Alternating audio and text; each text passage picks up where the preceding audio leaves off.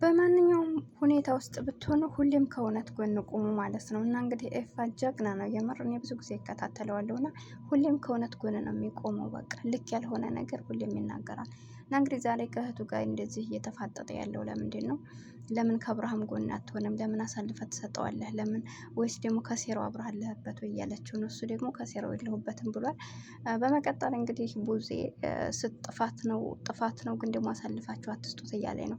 ይሄ ሰው አሳልፋችሁ አትስጡት በመባል ደረጃ ዛሬ ላይ የት ነው የወጣው? እንግዲህ ተመልከቱ ያለበትን ደረጃ እና አንዳንድ ሰው ያኔ ጥፋቱን ወዲያውኑ ተነግሮት ሁሉም ሰው በቃ ልክ እንዳልሆነ ነግሮት ከዛ በኋላ ማስተካከል ያለበት ደግሞ ቤተሰብ ነው። ይሄን ልጅ ገባችሁ? ባዲያውማ እንግዲህ የራሱን ቪዲዮም ሰራበት ቀረጸ፣ ምንም አለም ተሳቀለቀበትም በተለያዩ ነገሮች ነው። እና እንግዲህ እንዳለችው ጊዜ አሁን ላይ በቃ የምታስገድሉት ሁሉ ነው የመሰለኝ ያለችው። እና የሰው ላይ አንዳንድ ጊዜ ቆም ብሎ ማሰብ መቻል አለበት እና ምን አለብኝ እያለ ነው። ስለዚህ ትክክለኛውን ነው ደግሞ እና ኤፍሬምም እያሉ ያሉት ልክ ነው። እኔ ኤፍሬምን አደንቀዋለሁ በቃ ምክንያቱም አውቆ እያደረገ ነው። እዚህ ጋር እንዳለችው እውነት ትናንት ፍቅር ያደረገችው ነገር የእንቅልፍ መድኃኒት አድርጋበት እንኳን ቢሆንም ግን ደግሞ ከትናንት ወዲያ በሰላማዊ እንግዲህ አይታችኋል፣ መኪና ውስጥ ማለት ነው።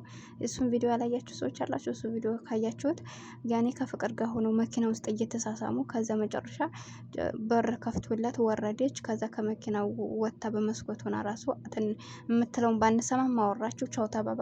አስነስቶ መኪናውን ሄደ። ይሄ ሰው ታሞ ነው እንደ ፈልጎ እኮ ነው እያደረገ ያለው።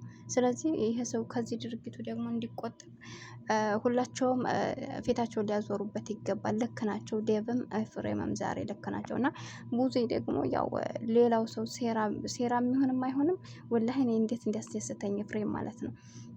ምክንያቱም ወጥመድ ውስጥ የሚገባው ያነ ሰው በራሱ ነው። ለምሳሌ አይጣለች አይደለም፣ ላይጣሁ ወጥመድ እናጠምዳለን፣ ግን ከወጥመዱ ላይ ስጋ ወይም ደግሞ የሆነ ነገር እናስቀምጥላታል፣ የምትበላው ነገር። ያንን ነገር ሳልበላም ብላ ብተው አትያዝም በዛ ወጥመድ። ያያችሁት አይደለም? ስለዚህ አብርሃምም ማለት ወጥመድ ቢሆንም እንኳን ለምን ይገባል ነው ያለው ኤፍሬም። እና ወላሂ እንዴት አንጀቴ እንዳራሰው በቃ ጀግና፣ በቃ የምር ወንድ ነው ልጁ። እና ይሄ ዝም ብሎ ነው እንዲ ወንድ አይደለም እንዲ ያለው ወላሂ። ዛሬ ደግሞ አልጋ ላይ ሆና ፍቅር ስታደርገው የነበረው ለምንድን አለ ቆፍጠን ብሎ አይሄድም? ምን ይሰራል ከሷ ጋር እያለው ምን ከዛ የተለያየ ቪዲዮ አለቅበት መቼም ተለቋል እኮ ካላስ ታይቷል። በቃ እሷ ጋር ያለው ግንኙነት ታይቷል። እዛ ላይ አልጋ ላይ መሆኑ ታይቷል። ሌላ ምኑ ልለቅበት አስባ ያን እንትኑን አረ ያነስ ቢወጣም አስፈላጊ አይደል? አሁን እኮ ረክሷል እኮ በየሚዲያው እየታየ ነውና ከዚህ በላይ ቪዲዮ ተይዝብኛል እንዳይገዝብኝ ብሎ እሷ ጋር የሚከራከርበት ነገር ሳይሆን ሰው ውስጡ ፍላጎት ስላለው ነው ከፍቅር ጋር እንግዲህ ኤፍሬም እንዳለው ማለት ነው። እና ቡዜ ከኤፍሬም ጋር ብዙ ባትጋጭ ጥሩ ነው ብዬ አስባለሁ። ምክንያቱም ኤፍሬም ሁሌም ከጎን ሆኖ ታው ቢሎ አልሰማው ሲለው ነው እንደገና እንደዚህ የሆነ። አሁን ደግሞ ከህይወት ይወጣ ብሎኛል፣ መውጣት አልችልም ግን እውነታ ይሄ ነው ብሏል። እና አሰላሙ አለይኩም ወራህመቱላሂ ወበረካቱ። ውድና የተከበራችሁ የቻናል ቤተሰቦች እንዴት ናችሁ? ደህና ናችሁ ወይ? ሁሉ ሰላም ሁሉ መልካም ያለው አልሐምዱሊላህ።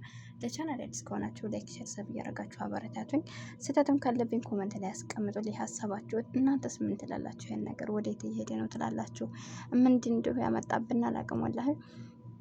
አሁን ላይ ሴቱም ወንዱም በቃ ክብር የሌለበት ቦታ ላይ ነው የደረስነው። ለገንዘብ ከተባለ ምንም የሚሸጥበት ነው። በቃ ህሊና፣ ክብር፣ ሁሉ ነገር ቤተሰብ፣ እህት፣ ወንድም እንግዲህ የሚጋጭበት የሚበላላበት ነው። እንግዲህ አስቡ፣ የአንድ ሰው ልጆች ናቸው ዛሬ ሚዲያ ላይ ወጥተው ሲናገሩ የነበሩት። ግን በሶስታቸው መሀል እንኳን ግብቡነት የለም። ገባቸው አይደለ?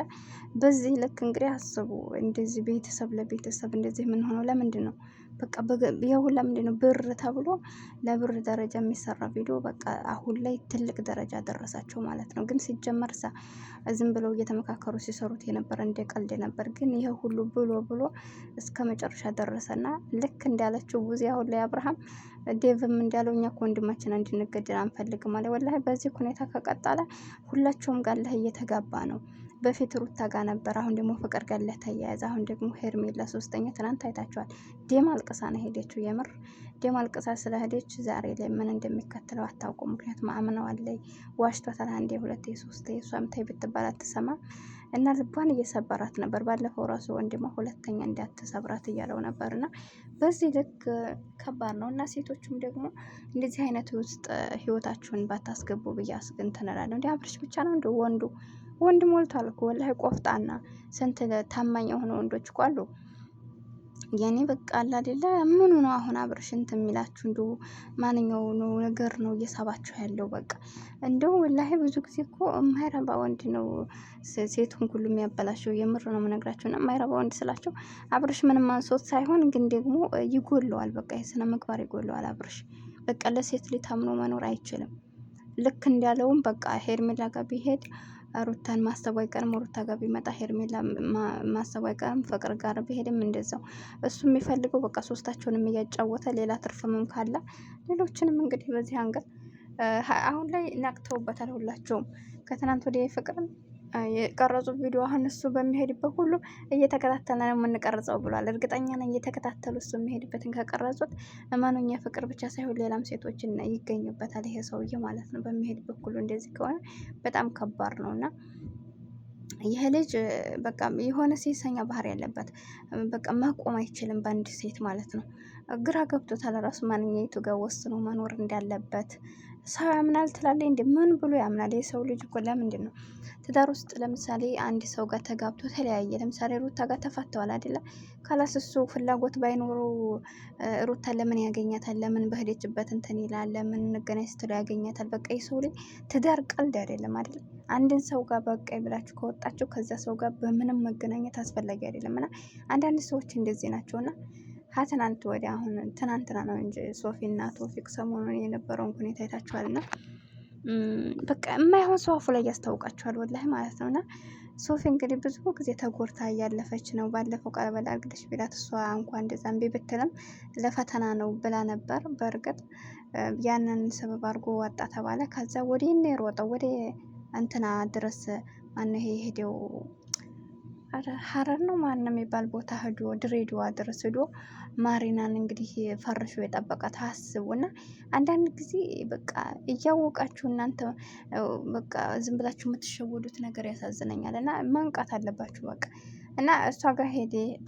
ከዛ ደግሞ እናንተን ለማናደድ የሚጥር ሰው በጣም ያማችኋል። ሰው ሊጋ አብራችሁ ትኖራላችሁ፣ ግን እናንተ ጋር በተጣላ ጊዜ እነዚያን ሴቱ እያመጣ የሚለጥፍ ከእናንተ ፊት እናንተን የሚነካ በቃ እያቀፋት አይታችኋል። እንትና ከማሪና ጋር እንዴት ሲሆኑ እንደነበረ እና ከዛ እሷ ጋር ምን እንደሆኑ ደግሞ ባናቅም አሁን ላይ ሶፊ ከትናንት ወዲያ በለቀቀችው ቪዲዮ ስታለቅሽ ማየት አልፈልግም ብሎ መጣ። ጠይብ ተባለ። የእውነት ትወደኛለህ ወይ ብላ ጠይቀችው። እንደዚህ ብላ ራሱ መጠየቅ አስፈላጊ አይደለም እውነት ለመናገር ግን ትወደኛለህ ወይ ብትለው እንኳን መልስ አልሰጣትም። አያችሁት? ለምንድን ነው? አይፈልግም። በቃ ስራ መስራት ነው የፈለገው። አሁን ከእሷ ጋር ቤትም ብሎ እያስመሰለ መስራት ነው እንጂ ያኔ ፍላጎቱ የለውም።